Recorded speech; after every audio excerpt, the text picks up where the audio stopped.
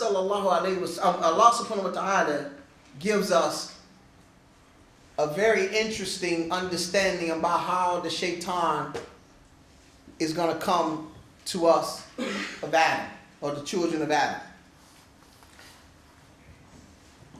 Shaytan was so mad and so angry that Allah subhanahu wa ta'ala created Adam and gave Adam these favors and bestowed these blessings upon Adam, that he made a vow to just be straight out in total war against us.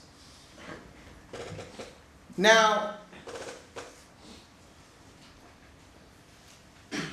they have a book called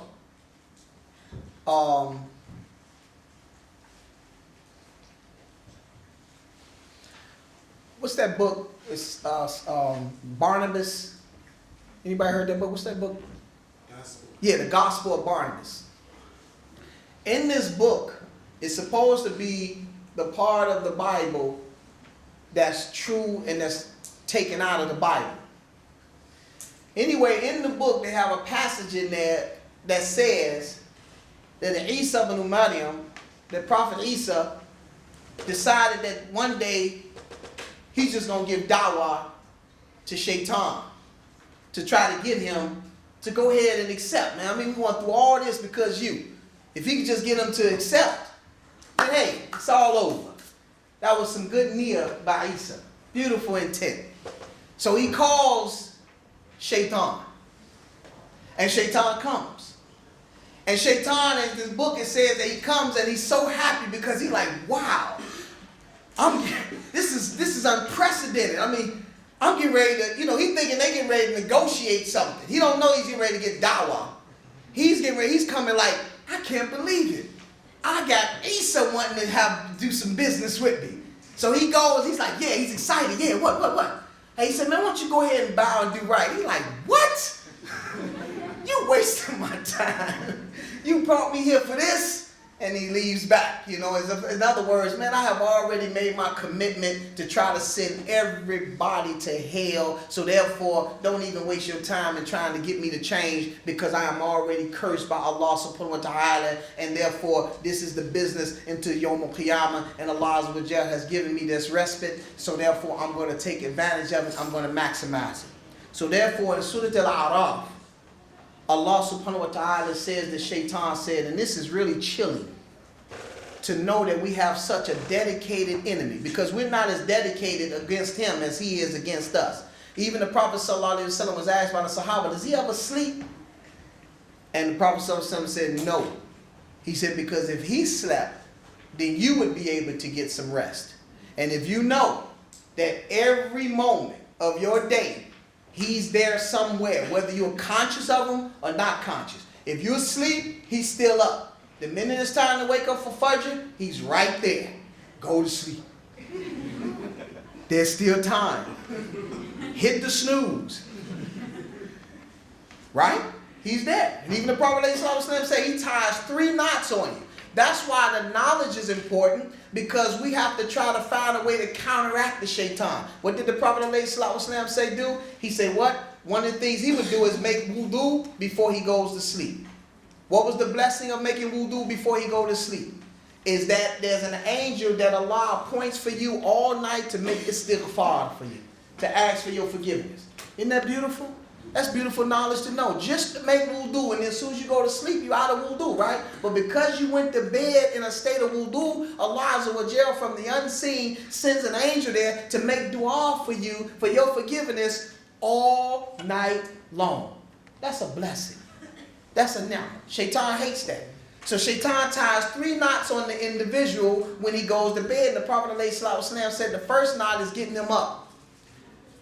And so therefore, when we get up, we know there's a Shaytan right there. And wallahi, if you even test yourself, how many times when it was time to get up for something of the dunya, we were able to pop up. You look and you say, somebody promised you, say, 1,000 pounds. And then you almost woke up like, you're like, man, I got 5 minutes. Man, you up. Wallahi, and you know it's true. You're up and you're out of there, man. You dressing up real quickly and you're out of there. But when it's time for the salat in the morning, can't believe it's there. Oh man, it's time to get up already. It's a fitna because he has that knot on you. Then you drag. You look at yourself in the mirror, right? You do all of this. Then you brush your teeth. Fudge is going out. You brush your teeth. All this, then you found it. Then he says, and then when you go and you make wudu, that's the second knot off. And then when you go and you stand up for the salat, that's the third knot out. And wallahi, it feels like you can feel those knots. And then the Prophet ﷺ said there's another thing which is important knowledge. He says that the one who misses the salat al-fajr, the shaitan does what? Urinates in his ear. He's like, ugh. Another brother's like, I didn't feel nothing this morning. Stuff with love. We had a brother too that used to miss Fajr a lot. He had some stuff coming out his ear. I'm not going to tell his name because he might see the film. But anyway, this was in school. He used to have some stuff coming out his ear. We used to say, man, we know you're not making salat in the mornings, you know. And we never saw him in the masjid in the mornings, you know. And then we say, man, you know Shaytan urinates in your ear. He said, Shaytan don't urinate in my ear. You know, and I was like, well, I don't know. It looked like he, you know what I'm saying? It looked like it does. Man, it was serious. He had some stuff coming out. He's like, no, man, I just got an ear infection. So the Prophet sallallahu alaihi wasallam, Allah subhanahu wa ta'ala says, and that's something, you know, all this knowledge is important because now when somebody wakes up for Fajr and Shaitan tells him to go back to sleep, he'll start thinking, man, you're not going to urinate in my ear. You know what I'm saying? So, and this is a part of the unseen, but just knowing that is something that you would want to stay away from. And you know, so therefore we have to really believe this and engender this in our lives so it can really have an effect on us because this is a part of the unseen. And so therefore a lot of times it doesn't really affect us like it should. So here Allah subhanahu wa ta'ala tells us the shaitan told Allah, he says, فَبِمَا أَغْوَيْتَنِي لَأَقْعُدَنَّ لَهُمْ صِرَاطَكَ الْمُسْتَقِيمِ. This is the first thing the shaitan said that he would do. He says that because you have diverted me or kicked me out, deceived me, he says, I will sit and wait for them on their straight path. Right? لَأَقْعُدَنَّ لَهُمْ صِرَاطَكَ الْمُسْتَقِيمِ. Here, this word qa'ada means to rest. He didn't say stand. Why? Because standing may imply or it may connotate that, you know, if a person's standing after a while, they get a little tired or whatever, they may just walk on. But when he uses the word qa'ada, that implies that he's not going anywhere. That's his business of the day, to sit there and wait. And then he say sit there on the path. No, he didn't just say any path. He said, لَهُمْ صِرَاطَكَ الْمُسْتَقِيمِ. That the shaitan is there sitting on the straight path. And also in the outer bit, you will see that the lamb is there as emphasis. And then there's a noon with a shadda as an emphasis on the end to even impact that meaning. لَأَقَعُدَنَّ لَهُمْ. That I am certain that I'm going to sit right here on the straight path. Why? Now, why the straight path? Because if anybody that's been in the world of jahiliyyah, the world of ignorance, and alhamdulillah, many of us, most of us here have never been in that world of jahiliyyah, but those of whom have experienced jahiliyyah, they know that something about that ignorant world is very interesting. That the minute that you begin to start taking steps towards trying to get right, and to stay away from drugs or get away from alcohol or to get away from some type of lifestyle that's bringing destruction to your life, all of a sudden you begin to start now getting help to stay in there. As long as you're in it, oh, you're just in it. But the minute that somebody, for example, I had a Muslim brother embraced Islam, he said that when he was on drugs, he would have to go out there and do a lot of the wrong things, stealing or whatever to support his drug habit. The minute he said no more drugs, all of a sudden people giving him free drugs. He couldn't get anything free. That's interesting. It's a reality. Before that, he got to scramble. He's asking people, man, let me just get along. No, get your home, you know. But the minute that he now wants to take the right path and do right, now all of a sudden everybody want to support him and help him. Oh, man, here's something here, man. Don't even worry about it, you know. He couldn't get anything from anybody. That's the shaitan. That's the shaitan.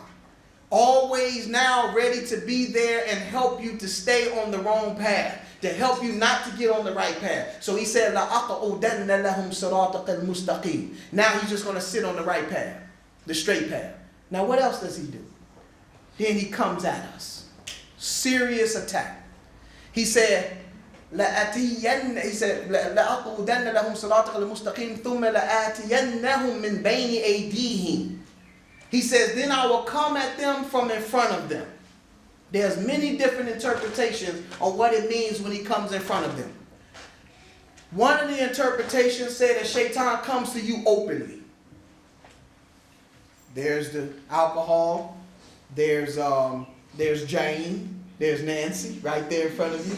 You know, because I don't know the names. I think Jane is a common name here, Heather or something. Back in Chicago, it's Shaquanda. Medea. He said he comes in front of you, meaning openly.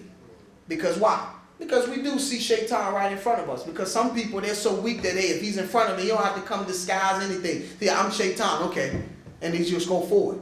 He said, number two, another interpretation is that Shaytan comes in front of you by making you disbelieve in the hereafter. Why? Because that's where you're going. This is where you're going to. This is what's in front of you. So Shaytan is there to cut off the path of your belief in the afterlife, in the future, where you're heading, what's in front of you. Number three, another interpretation, and this is regarding Muslims in particular, is to make an individual always think about what he has put forth with good deeds. Now I'm going to elaborate on this a little bit more. Now the first is what? That he openly comes in front of you. The second is that he tries to get you to deny and disbelieve in the next life. Because this is how he gets a lot of disbelievers. This is how Allah mentions in the past that they didn't want to believe in the next life. What? After we're bones and gone, are we going to be raised up? No. It was all about disbelief in the akhirah. And Allah is always talking about those who do not believe or don't look forward to the meeting with us. So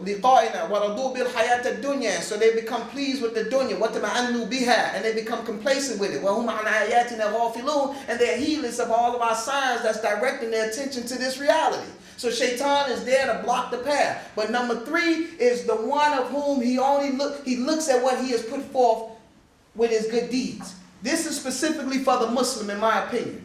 Because sometimes Shaytan will come at us and make us feel like you've done enough. You've given charity. You go to the masjid. You've done this. You've done that. So all these good deeds, alhamdulillah, man, you've done enough. You're okay.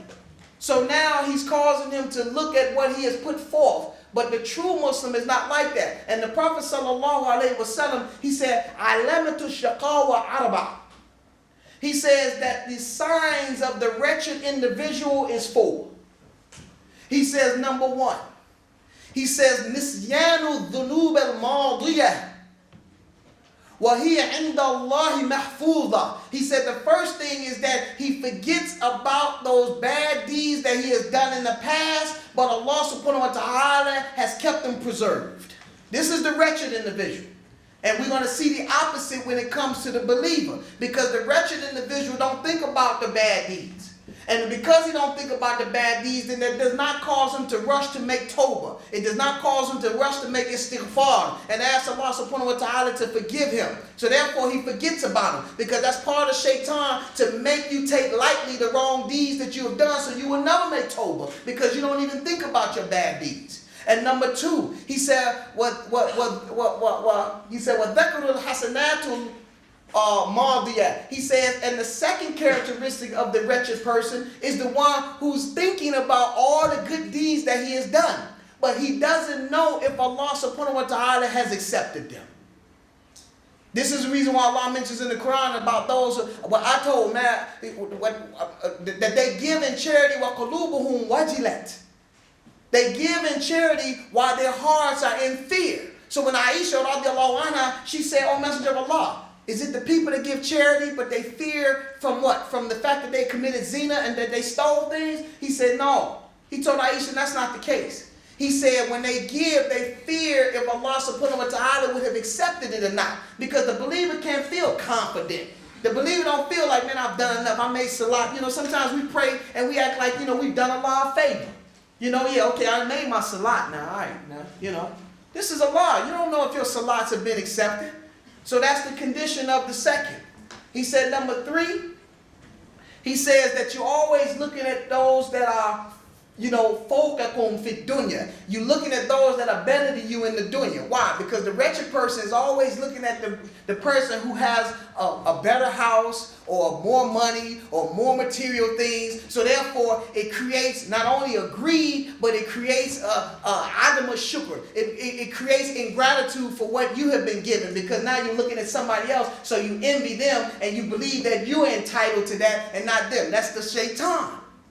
And he says in number 4 is that when it comes to deen, you look at the one less than you are. Meaning what? That, hey, I go to Jummah, he doesn't, so I'm a good Muslim. You see? You know, I make my salat, he doesn't. I make 3, he doesn't make any. There's 5. Just to let you know, me and some brothers, we play like that sometimes when they call during the time of prayer. And I tell them, I said, man, it's time for Maghrib. I say, you know, that we all Muslims. I say, it's time for Maghrib, man. You know, it's the 4th prayer in the day. You know, we make 5 every day. It's like, Jazakallah khairan, alhamdulillah. So that's the 4 signs of the wretched individual. So here the Prophet Allah subhanahu wa ta'ala is saying that Shaitan comes from in front of us. He said, ثُمَّ مِن بَيْنِ أَيْدِيهِمْ, and then he comes from behind us. How does he come from behind you? He comes from behind you. The scholars said that number 1, they said that he comes from behind you by making you do what? By making you preoccupied with the things in which you're going to leave behind you anyway. So you become a slave to the dunya. As one scholar from, one non-Muslim scholar, he said that when you forget about the ultimate, then you become a slave to the immediate. That's the concept of Islam. That because if you don't think about it, if you don't consider or think about the ultimate, which is meeting with Allah, then the next option is to become concerned about this life here. And that's why Allah Azza wa Jalla says, "Qul a'unabbi'ukum bil akhsarina amalan." Can we not inform you of those who most lost regarding their deeds? He says, "Alladina dallahum." He said, "Alladina dalla sa'yahum fil hayati dunya wa hum yahsanuna sun'a." He said, those of whom have exhausted all their efforts in this life and they thought they were actually obtaining something. So that's how he comes at you from behind you. Number 3 said, "Min bayni wa an aymanihim." He says, and I will come to them on the right side, and then I will come to them on the left side. And after this part here, we're going to take another break, inshallah ta'ala. He says, "An aymanihim." He said, then he comes to them by the right side. The right side, the scholars say what? That Shaitan, now he comes to you openly, and then also in the back he says he comes to you hidden, in disguise. That's the second part. Not only is he making you, one of the interpretations is that he makes you forget, makes you become concerned about the things that you're leaving behind you. And at the second, it says he comes from you from behind you in what? In a way in which he's disguised. You can't see him. So when you're thinking about your enemy, you see your enemy in front of you, so he's open to you. But when he comes from behind you, now he can hit you or he can do something to you, which implies that what? That if I can't see him, then he has a better chance of doing something to me. So therefore, he comes from behind you as a means to letting us know that I'm coming in front, I'm coming behind you, from where you can see me, from where you can't see me, and then I'm going to come on the right. The scholars say that when he come on the right, what does that mean? That means that he comes by way of your righteous deeds. That he gets you, number 1, as Ibn Qayyim al-Jawziyah, rahimahullah, he says in his book, Talbis al-Iblis, he says that one of the ways the Shaitan comes at the human being after just trying to first get him just to disbelieve, he said the second way is to get him to commit bid'ah. He said because that's better than even him committing unrighteous deeds. Because with unrighteous deeds, with ma'asiyah, then it could drive him back to obedience to Allah subhanahu wa ta'ala when he does a sin. And he knows it's a sin. But bid'ah is something that you do and you don't believe it's a sin. So therefore you will continue to do bid'ah, and your deeds will be corrupted and your deeds will not be accepted. So a person may do some bid'ah, some innovations for years and years, and he's not getting any reward from Allah subhanahu wa ta'ala simply because he thinks that it's the right thing to do. Just like the 3 men who went to the Prophet alayhi salatu wasalam, or they went to observe the Prophet, and they saw that he was practicing his ibadah to the point that they belittled their own ibadah. So one man said what? He said, man, I'm not going to ever get married. Another man said, that's like Maruf. No, I'm just joking. Another man, number 2, says that I'm going to pray all night and I'm not going to ever go to sleep. Another man, the third man, said, I'm a fast and I'm not going to break my fast. Because they felt like, man, now look at this. That's a serious bid'ah. That's innovation. Because now they're thinking they're doing something right that will draw them closer to the Allah subhanahu wa ta'ala. What's wrong with fasting? What's wrong with, praying all night? And then abstaining yourself. That looks like that's a great deed. When they reached to the Prophet sallallahu alaihi wasallam, he let them know that, look, he said, man, I fear Allah more than any of you all. I know how to fear Allah. I'm the one Allah reveals and gives revelation to. He says, but man, I marry women. I go to sleep at night. I pray at night. And I also go to sleep and I fast and I break my fast. So whomsoever comes with something that I have not ordained, then it is rejected. It is not of me. You are not of me. So therefore, that was an act that they felt like if they would get rewarded from Allah subhanahu wa ta'ala. So Shaytan comes at you by way of getting you to do bid'ah. Number 2, the scholars say that Shaytan comes at you by way of corrupting your niyyah, your intentions.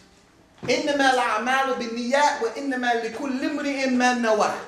That every act that you do is based on your intentions, and everyone get that which he intended. So therefore, we got to be very careful with our intentions.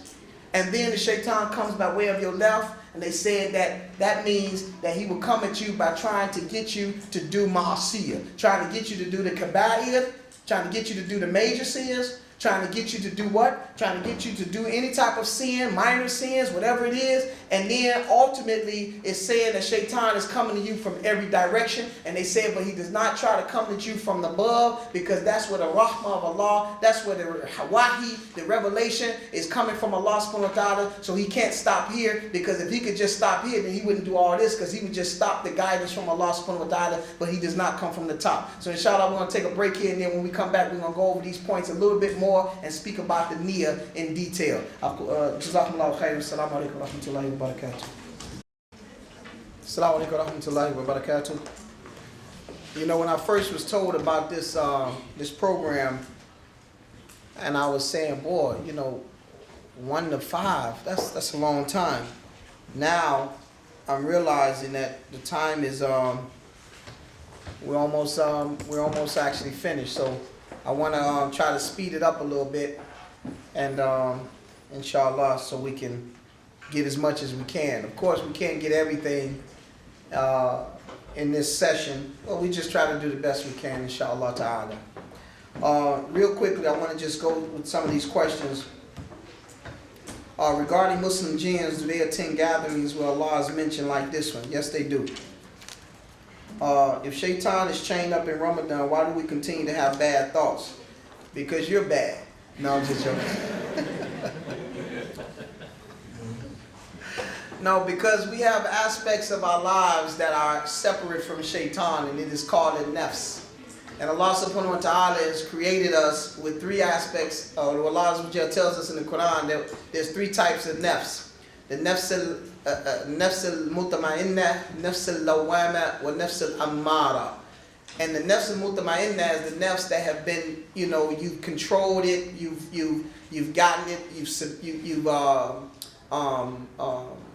subdued it, and you have it where it's mutama'innah, meaning that it's content now. It's on its way to the garden. You have nafsul mutama'innah, as Allah just says in Surah Al-Fajr, that this is the nafs that is content because of its devotion and its obedience to Allah subhanahu wa ta'ala. So therefore, that's part of the nafs. Then you have nafsul lawama. You have a part of your nafs that is blameworthy, where if you do something wrong, you kind of feel a bad little thing in your conscience. Allah gives that to you as a help to assist you to do the right thing. Then you have what you call nafs al-ammara. Nafs al-ammara is the part of your nafs that's where your knowledge in getting your efforts in ascertaining religious knowledge and getting the knowledge of the Quran and getting the knowledge of the traditions, that's the part that everybody has. Outside of Shaitan, everybody has that tendency that they're struggling with, that little part of you. So therefore, if Allah will bless you to have your personal jinn, some of the interpretations are different regarding this. Some of the scholars say that all the Shaitans are not tied up. simply because you see that the disbelievers, they don't have that favor from Allah subhanahu wa ta'ala, so a lot of evils are still going on in the world. What it's saying is that the personal shaitan that is appointed to an individual, if Allah gives them the blessing of having that one that's on them all the time tied up, then that's a ni'mah. Now you only have to deal with your own self. But if you're one of those Muslims that really wasn't practicing the deen before Ramadan, and then you want to jump on the bandwagon of Ramadan, maybe Allah may not give you that favor by removing or chaining up that particular jinn that's with you, because you're not entitled to that. So when Allah chains up the shaitan during Ramadan, that's for those Muslims who Allah has given a favor to by rewarding them with an easy effort now. It makes it easier for them to worship Allah subhanahu wa ta'ala during Ramadan, because they don't have the shaitan harassing them. Now they only have to deal with them personal selves. So sometimes people are so weak that shaitan has built up so much momentum in their lives that even if he is chained up, they're still fighting with their own selves because of the fact that they have become so weak in their practicing of righteousness and their practicing of the deen. So there's different interpretations on that, and Allah subhanahu wa ta'ala knows best. It says here, this is a sister here, or brother, it says, if Allah has all knowledge, then why did he still go ahead with creating shaitan when he clearly knew that he would rebel and follow the wrong path? Number one, any disobedience that we do, any disobedience or righteousness that we do doesn't benefit nor harm Allah subhanahu wa ta'ala. So Allah Azza wa Jal is not testing us or seeing what we do based on some benefit or some harm. It is all for us. So Allah Azza wa Jal already knows what's going to take place. It's just that this is an empty hand. This is a test from Allah subhanahu wa ta'ala. It's something in which sometimes we just want to know, man, why did we go all through all of this or whatever? Allah is the creator, and there's things in which we have to accept from Allah Azza wa Jal. And that's just the reality. He brought us here. He gave us the guidance. And he's let us know that this is an empty hand. This is a test from Allah subhanahu wa ta'ala. And so we have to deal with it. So the shaitan was tested with gratitude. He chose to be ungrateful to Allah Azza wa Jal by rejecting and disobeying Allah. And that's just the way that Allah subhanahu wa ta'ala has designed this. And Allah knows best. Maybe someone can answer much better than me, but we just have to realize that this is all a part of the test. There are things in which we do that Allah Azza wa Jal already know that we're going to do, but He still gives us time, and Allah subhanahu wa ta'ala still sees this as being a test, and ultimately everybody will get their reward or their punishment on Yawm al-Qiyamah. It says, Jazakallah khairan, Shaykh, why do people continue to sin during Ramadan when the shaitan is locked up? Yeah, same thing is because of the fact that a lot of people still are weak in terms of their being able to, it's not, just because shaitan locked up doesn't mean that, okay, now you don't have any tendencies. It's that nafs al-amara, that part of the nafs, the ya'muru bil-bisu, that there's a part of your nafs, your own personal self, that inclines towards something that's not right. And so shaitan peeps that, he sees that, and then he tries to exploit that natural part of you. So therefore, it's always something in us anyway that's a part of our nature, and that is, it's a certain part of our nature that inclines towards wrong. So sometimes when Ramadan comes, a person is still struggling with those same aspects because they haven't yet gotten it together. Are all non-believing jinns called shaitan? The evil jinns are called shaitans. I don't know exactly that much about them in terms of, non-Muslim jinns also have the opportunity, as long as they are alive, to embrace Islam. So therefore, there's still revelation. There's probably jinns that are giving dawah to other jinns to try to encourage them to come over to accept Allah subhanahu wa ta'ala. That is a world that's beyond us. So they probably have their own form of dawah, their own forms of propagating the deen. They have non-Muslim jinns who are interested in Islam and interested in the Quran, and they accept that could be their world, and Allah subhanahu wa ta'ala knows best. It says here, what will happen to shaitan in the end? If he is destined for hell, what kind of punishment will he get? In other words, what people are saying is that when shaitan, if he's created from fire, then how could he be punished in fire? Number one, this type of fire that Allah Azza wa Jalla explains is something, again, from the unseen. Allah just says that Shaytan was created from a smokeless fire, but that doesn't mean it's the same type of fire. Just like he said, we created from clay, but now you don't see us like this. And then somebody said one time, he said, well, look, if we created from clay, if I take a ball of clay and wrap it up and throw it in your face and your head, would it hurt you? He said, yes. Then therefore, the type of fire that Allah has for the jinn can also hurt him, and Allah subhanahu wa ta'ala knows best. It says here, is it possible to come in contact with jinns in the present day? And is it true that some people's handwritings are like doctors, man, you know. You know, I never could understand how the pharmacists could actually read the doctor's, handwritings. You know, they give somebody the wrong pills, And is it true that some verses in the Quran? I need an interpreter. Is it possible that some Muslims come in contact with jinns in the present day? Yeah, it's possible, but generally the Muslim jinns do not come in contact with you. So if a jinn comes in contact with you, then most likely it's a shaitanic jinn. It's never a Muslim jinn. According to the books of knowledge, they say Muslim jinns are not even allowed to have any communication with the Muslims. Now the Prophet ﷺ had a jinn that was appointed to him, just speaking about the jinn. And the Prophet ﷺ said every son of Adam has a jinn.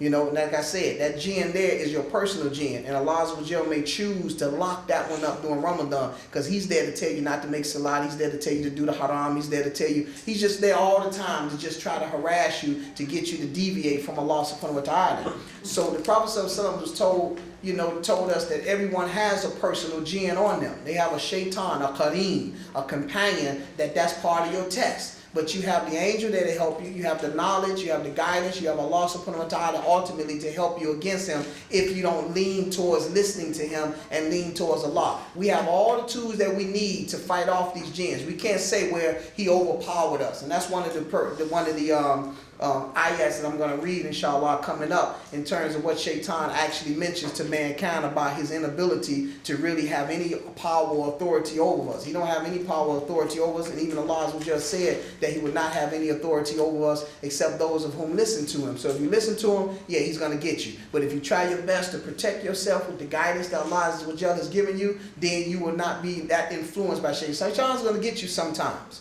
This is true. Shaitan's going to get you something. No one can just protect themselves totally. I mean, that's a person that's at a high level of ihsan, of worshiping Allah as though they can see him, but knowing that they can't see him, but knowing that he sees them. That's a high level. But there are times in which all of us are from time to time get deceived by Shaitan one way or the other. But it is those of whom have made a commitment to try their best to ward off the evil, eschew unrighteousness, and try their best to obey Allah subhanahu wa ta'ala.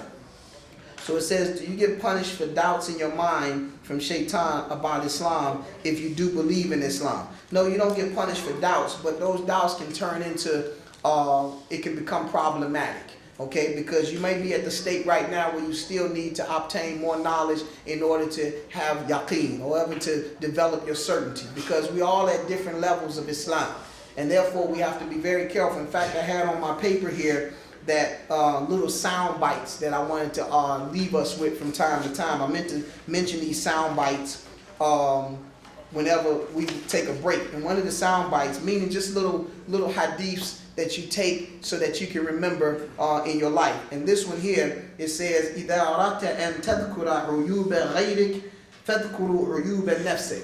That if you ever begin to start thinking about the wrongs of other people, just think about your own.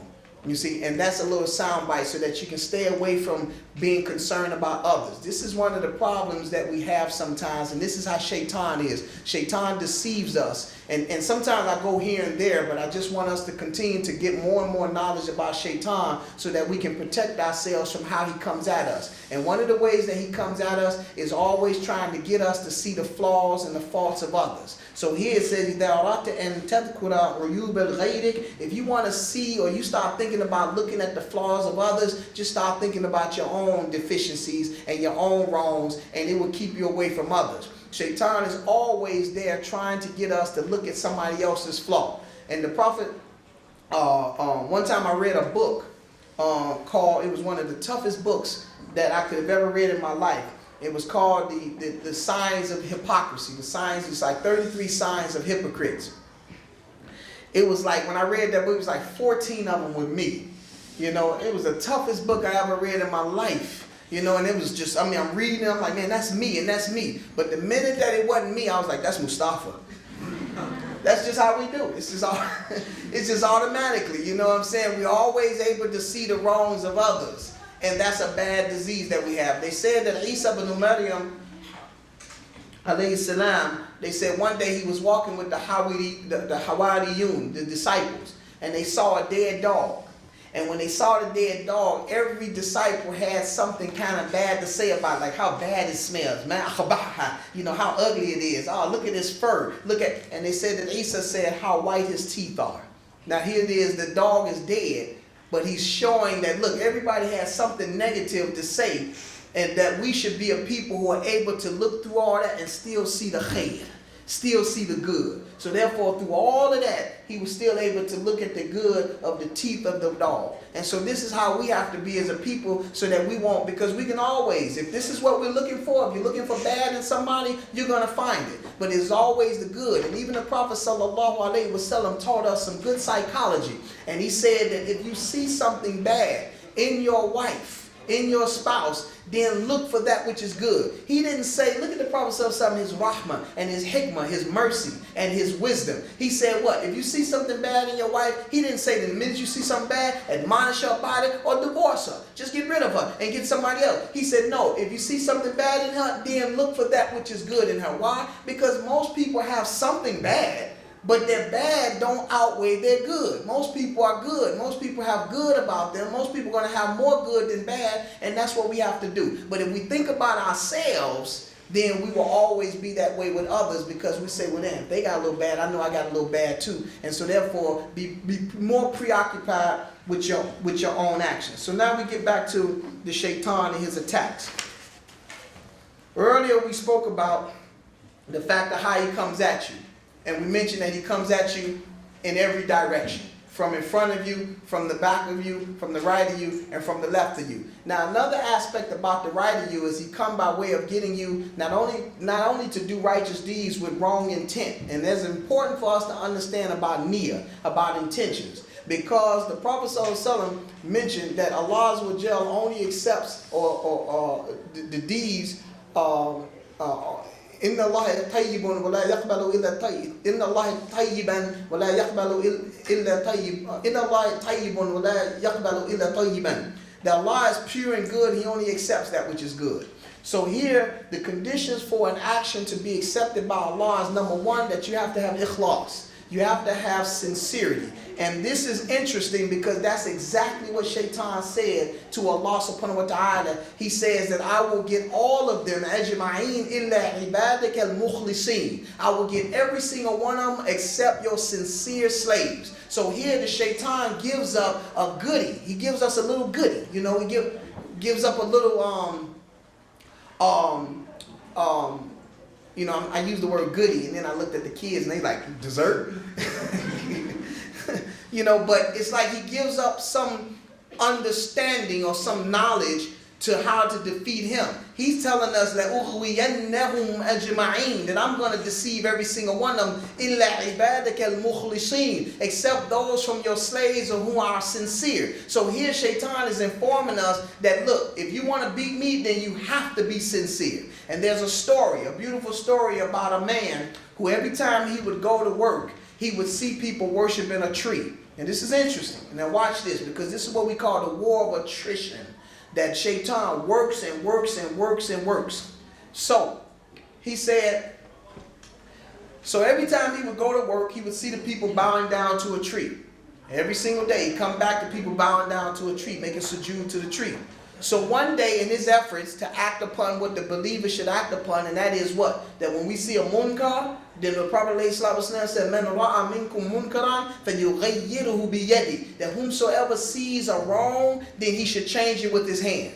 وَإِنْ لَمْ يَسْتَطِعْ, and if he's unable to, وَبِلِسَانِهِ, then he speaks against it. He speaks out about it. He said, وَإِنْ لَمْ يَسْتَطِعْ, and then if he's unable to, وَبِقَلْبِهِ, then he don't accept it with his heart. We're going to deal with all these matters, inshallah, before we leave here today, because this is a serious hadith of the Prophet ﷺ, because this is how Shaytan creates a problem for us as Muslims in particular regarding this particular hadith. And if I happen to forget it, because I got a lot of information here and time is running out, please remind me to go back to this hadith about the munkar if I forget it. But anyway, so the man goes and he sees the people worshiping the tree, so now his heart is now directed towards trying to change this bad.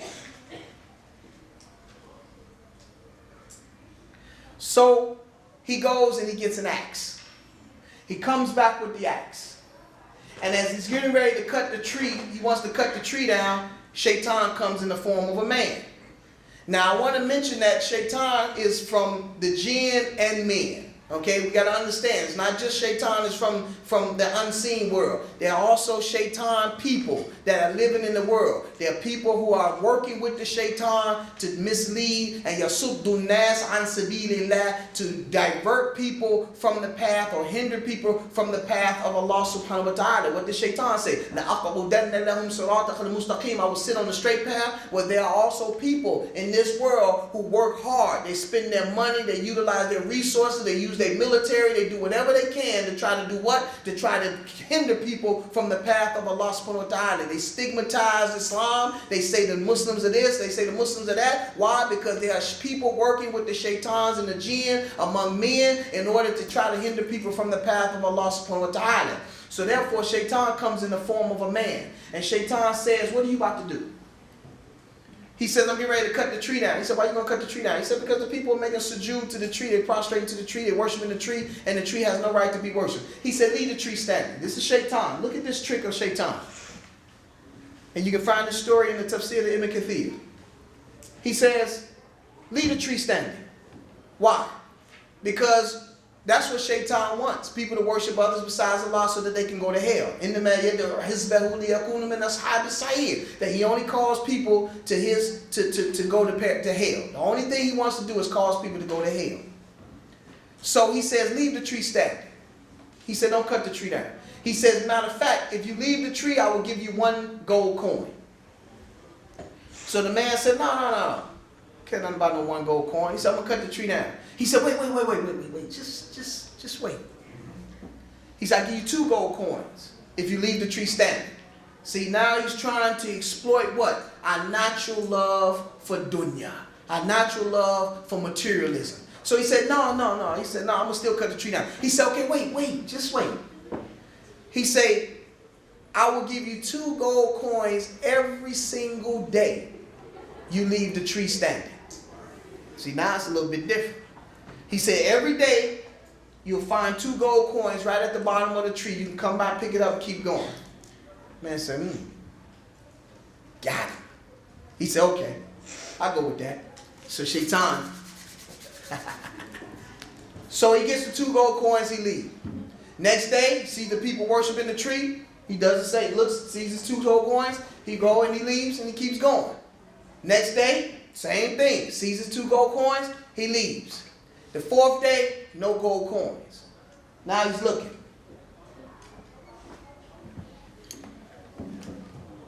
Anybody see my 2 gold coins? So he looks, he gets upset. He goes and he gets an axe. He comes back. And he's getting ready to cut the tree down. Here come old sneaky, slick Shaitan. Hey, buddy, what you about to do? He said, I'm about to cut this tree down. He said, what? I'm about to cut this tree down. He said, man, you're not about to do nothing. He said, verily, I'm going to cut this tree down. He said, I said you're not going to do nothing. You're weak. He said, I'm weak. He said, yeah, you're weak. And they began to fight. And as they was fighting, the fight. Shaitan threw him on his back, stuck his foot in his chest. He said, let me tell you something.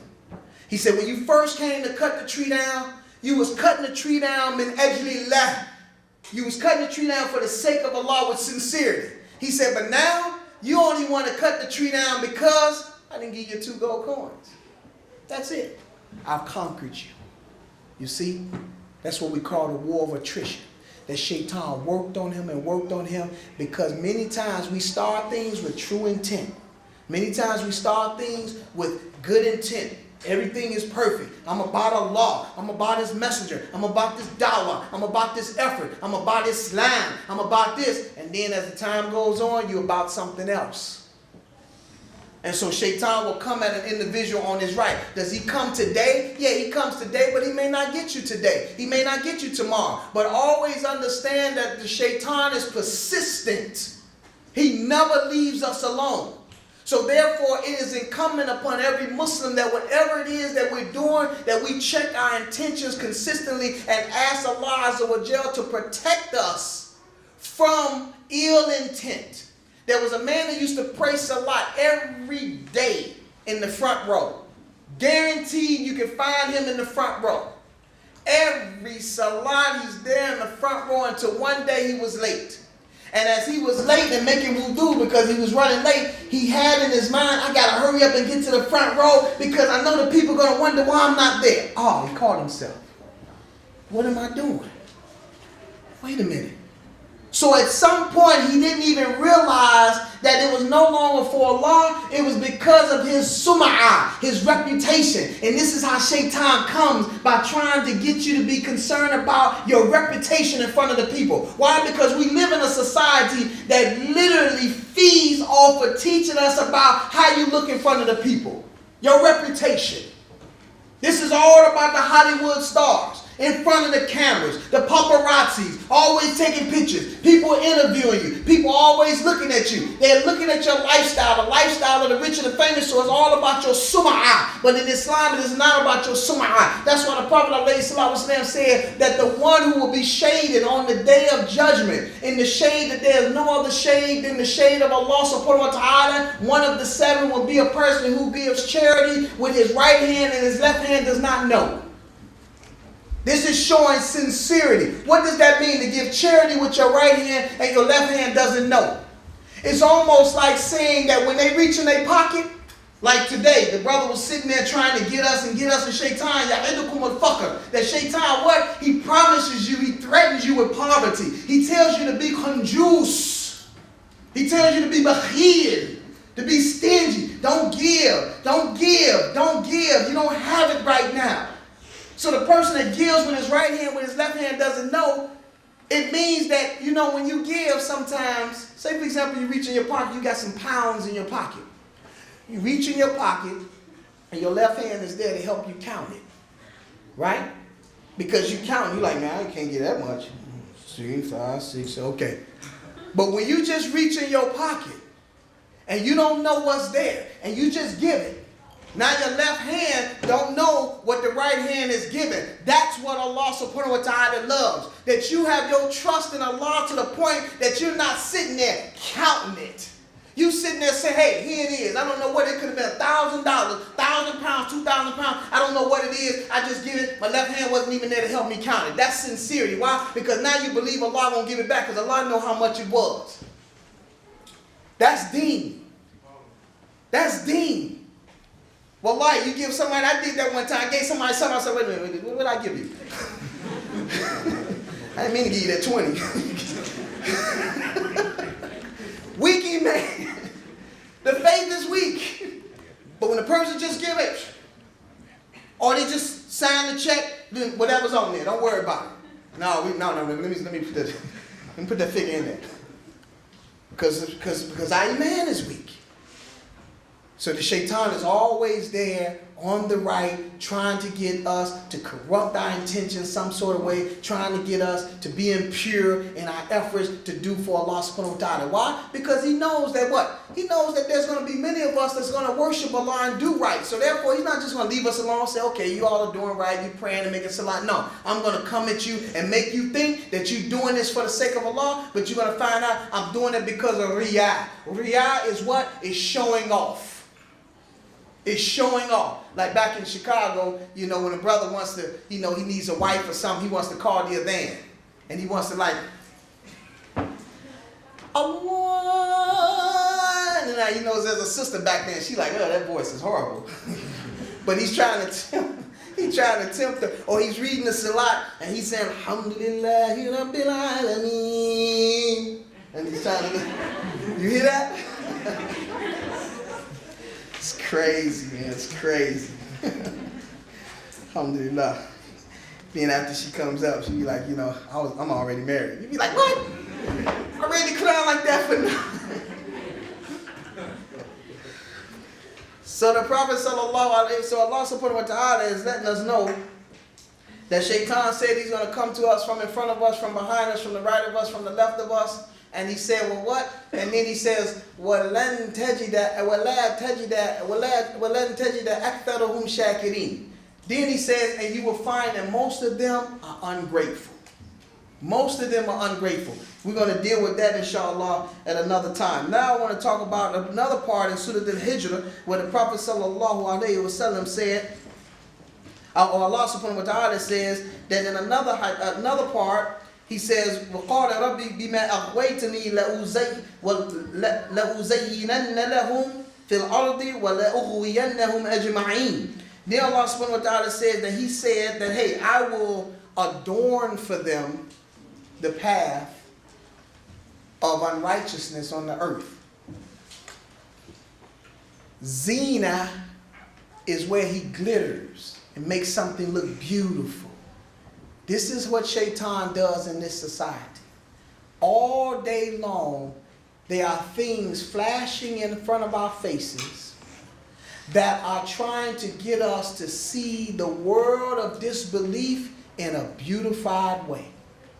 And that's why Allah says in that verse that I read in the beginning, فَلَا تُغُرَنَّكُمُ الْحَيَاةَ الدُّنْيَا. Do not allow the present world to deceive you. In another verse, Allah subhanahu wa ta'ala even told the Prophet, فَلَا يُغُرَنَّكَ تَقَلَّبُ الَّذِينَ كَفَرُوا فِي الْبِلَادِ مَتَاعٌ قَلِيلٌ ثُمَّ مَأْوَاهُمْ جَهَنَّمْ وَسَاءَتْ مَصِيرًا.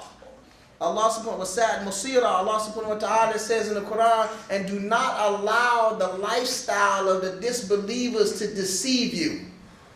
Do not allow their easy walking about, what looks to be good. The woman that's not dressed and she's free and open. And you know, every time I go to a university, a lot of times I get the question, why do Muslim women, this is from non-Muslim, why do Muslim women, why are they oppressed and have to dress the way they do? They always ask this question, right? You know, I mean, it seems, they don't say it like that. Maybe they say, why do they have to cover up? Because it seems a bit oppressive, you know? I mean, this is Heather with the hairs hanging out, you know? It just seems, it's 90 degrees outside and it's hot, and it just seems like, why? Well, Heather, wait, can they let them know that there's only one speaker in this house?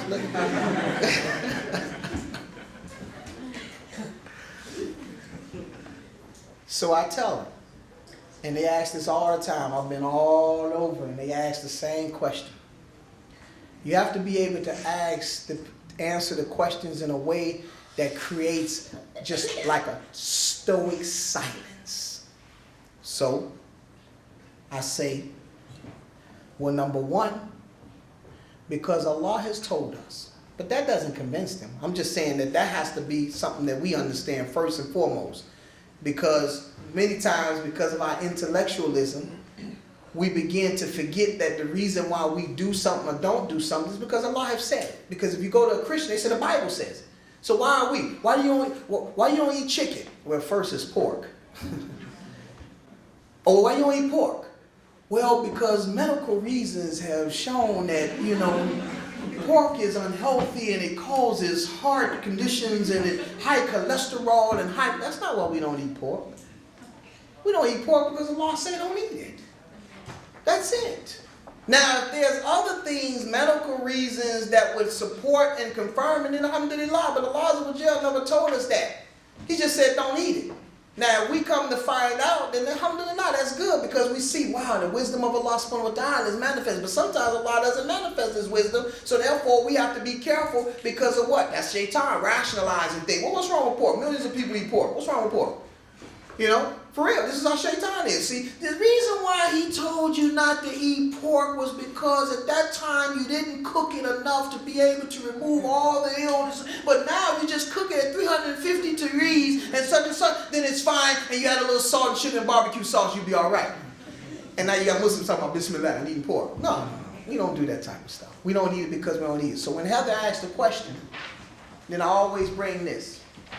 I say, because Allah subhanahu wa ta'ala has told the Muslims sisters to cover in a certain way so that they will not be molested. Then I report to them and tell them that they mention that in America that every 24 seconds there's a woman getting raped. Wallahi, in my years of being in America, I have never, ever, ever heard of one Muslim sister being raped in the soil of America, ever. The one wearing hijab, never. That's a protection from Allah. Does that mean that the hijab means that as soon as you put the scarf on, it's this, ooh, this little force? Every time a man turns, Then you would see the non-Muslims doing it too. Whenever they want to go somewhere, they'd be like, okay, look, oh, you saw them guys over there?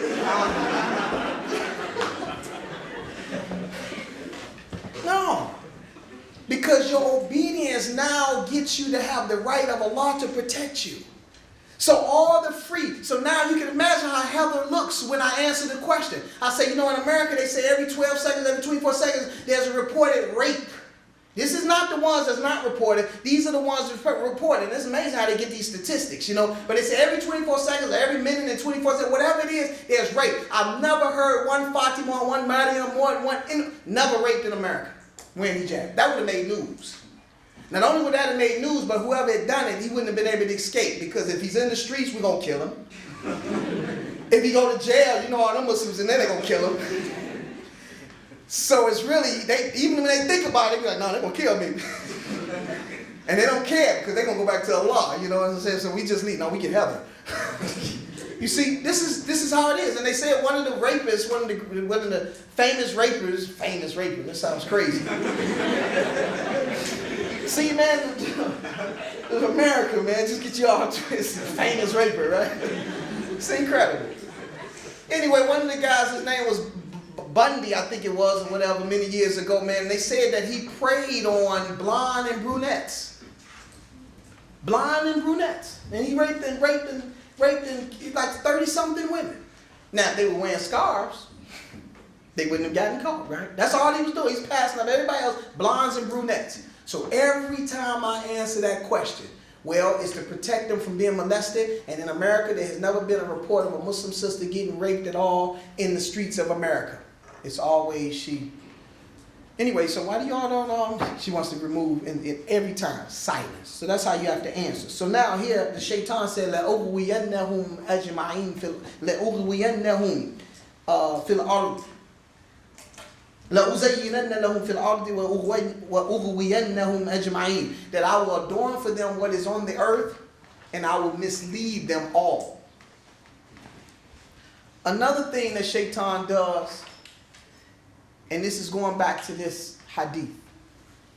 Shaytan has a way of desensitizing us from having the disdain from what Allah has made as haram that we're supposed to have. Listen to what I'm saying.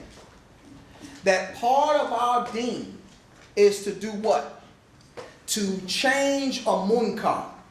To change that which is unrighteous in the society. Because our job is to ta'muruna bil ma'ruf. To encourage the good with tanhawna anil munkar and forbid the wrong.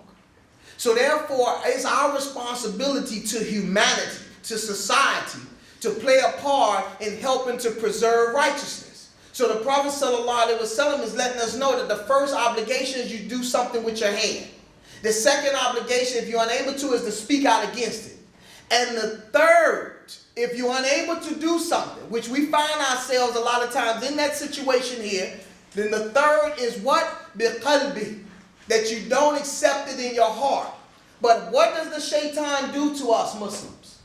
What does the Shaytan do? Here the Prophet ﷺ said, well, that is the weakest part of Iman. But Shaytan does what? Shaytan adorns for us the lifestyle of the disbelievers and the lifestyle of the most immoral people in this society, the lifestyle of the unrighteous, and he makes it look glorified to us so that when we look at these things, we don't say astaghfirullah, a'udhu billah. We begin to look at it and don't have the disdain that we're supposed to have in our heart. So every time we watch a sports game and then we see a beer commercial, we don't turn it off, we get thirsty. We don't turn it off. Now they just run these commercials and run these commercials and run these commercials to the point that now we're laughing at them. Now we're laughing. And this is what's going on in the West, because we're constantly seeing things and no longer. Now it's tempting, because once you don't have it in the heart anymore, now you become tempted. Now you see the Muslim youth acting like gangsters, walking around like they're thugs, wearing a hat cocked to the side, wearing their pants hanging down like they're rap stars. Why? Because they're glorifying. The Shaytan said, لَأُزَيِّنَنَّ لَهُمْ فِي الْأَرْضِ, and I will adorn the path of unrighteousness to them. So now they're leaning towards that because it looks good. Allah told the Prophet, don't let their lifestyle deceive you. This is only mata'un qaleel. This is only temporary fun for them. ثُمَّ مَأْوَاهُمْ جَهَنَّمْ, and they will be in the hellfire with sa'ad masira, and they will have an evil abode, an evil destiny. But if we don't be careful, because we're not working, what the Prophet ﷺ said, he's saying that when you reach the point where you can't do anything about it, then know that's the weakest part of your iman. So now Shaytan just got to just do a little something and you have no more iman. So therefore, in order to keep your iman strong and keep you away from being influenced by Shaytan, you have to work. You have to work and do something in the way of Islam. Whether it's giving charity, whether it's giving dawah, whether it's doing something to propagate the deen, further the cause of Islam, you have to. If not, Shaitan is going to wipe us out. So this is what happens. We look at the lifestyle. Some of the Muslim sisters want to be like Victoria's Secret. The brothers want to be like Versace. And these guys, all these people are actually, believe it or not, they're all like gay and homosexuals. If you look at the clothing industry, there are all these guys, Yves Saint Laurent and Pierre Cardin and Versace and all these guys are all homosexuals. And they're producing people and they're wearing, and now they got the boy wearing the earring. Now if you look at some of the rap singers, they have 2 earrings in their ear. 2 earrings. As though one wasn't enough. He was leaning towards this way, now he's all the way. Now they're getting things changed where man now is confused about if he wants to be a man